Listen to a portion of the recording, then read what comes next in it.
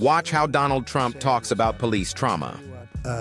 I go to police funerals, and we went to one in Long Island. I visited the family in Long Island, a very big deal. It's so dangerous. People don't realize. The car, dark windows, pull over.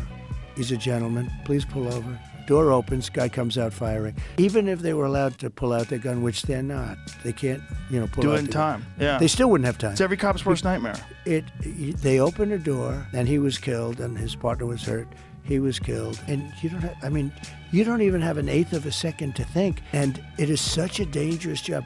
That in particular, think of it, you go up to a car, you don't know who's sitting there with a gun, and if they have a gun, you really don't have a chance. You're not allowed to have your gun out, by the way. They have very strict rules. So, number one, but even if you could have your gun out, the door opens and bullets start firing out, and especially where they have the dark windows, where they have the darkened windows. It is such a dangerous profession, and it's very hard to get cops now because they're not given any backup. And you're right. They have like an eighth of a second to make a decision that's going to change their life.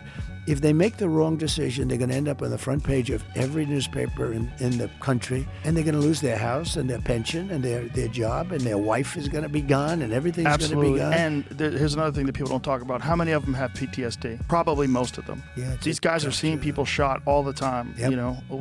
I've talked to a ton of cops about it, and a lot of cops commit suicide. A lot of cops are deeply depressed. But we have to give them back their Yes. dignity. We just have to give them back. You said it so good. You never hear anybody say that. You're never going to have it perfect. You're going to have a bad apple. In everything, in every profession. But every time there's a bad apple, that gets massive publicity, and it taints everybody else. But it's also this very irresponsible thing where people say defund the police, get rid of the police. Even Kamala Harris was a part of that.